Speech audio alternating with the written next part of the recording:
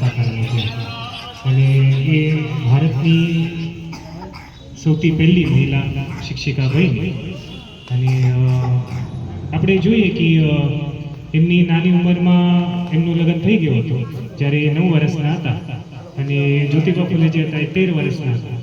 તો એક પતિ અને પત્નીના વચમાં આપણે જોઈએ કે કેવી રીતનો સંબંધ હોવો જોઈએ, કે કેવી રીતે જે રીતે બાબા સાહેબ કહેતા હતા કે પતિ અને પત્નીના વચનો સંબંધ જે હોવો જોઈએ મિત્રતાનો હોવો જોઈએ, તો એવો જે હતું એ જ્યોતિબા ફૂલેનો અને આપણે રાષ્ટ્રપિતા જે છે જ્યોતિબા ફૂલે અને જ્ઞાનજ્યોતિ માતા સાવિત્રીબાઈ ફૂલે જે હતા એમના વચનો એવો જ એક નાતો હતો, એક રિશ્તો હતો કે જ્યારે સાવિત્રીબાઈ ફૂલે જ્યોતિબાના ઘરે આવ્યા લગ્ન કરીને તો એમને જોયું કે એમ તો બહુ હોશિયાર હતા સાવિત્રીબાઈ ફૂલે, પણ એમને લખતા વાંચતા નહીં આવડતું.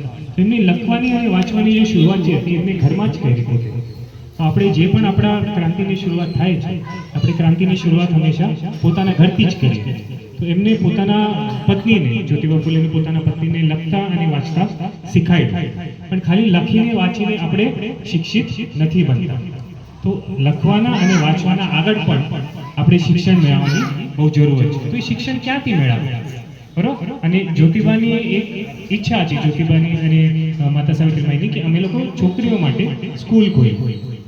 આપણે હમણાં પણ જેવી રીતે આપણે જોઈએ છીએ કે આપણે આ શેડ બનાવી લીધી, બરોબર? આપણે શેડ બનાવી લીધી, 4 ખાના બનાવી લીધા. આપણા પાસે છોકરાઓ પણ છે, પણ છોકરાઓને ભણાવવા માટે પણ આપણે શિક્ષકોની જરૂર પડે, બરોબર? અને શિક્ષકો જે છે એ પણ આપણે કોઈ પણ એમ શિક્ષક કોઈ પણ ભણાવવું છે, કોઈ પણ શીખવાડવું છે કાંઈ, તો એ કંઈ આસાન બાબત નથી, તો એમની થોડી અઘરું બાબત છે. તો એમના માટે પોતે પણ આપણે થોડું ટ્રેનિંગ લેવું પડે.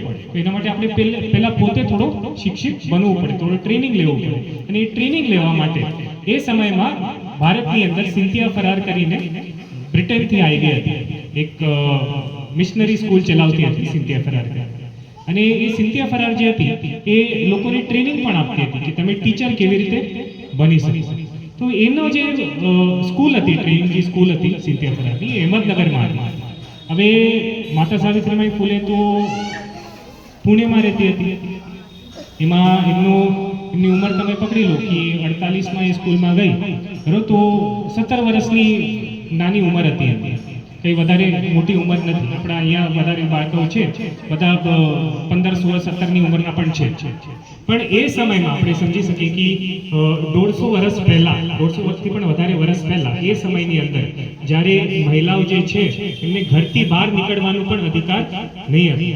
એ સમયમાં જ્યોતિબા ફૂલેને, સાવિત્રીબાઈ ફૂલેને 120 કિલોમીટર દૂર, પુણેથી જે અહમદનગર પડે એ 120 કિલોમીટર દૂર પડે, 120 કિલોમીટર દૂર એકલો મોકલ્યો હતો.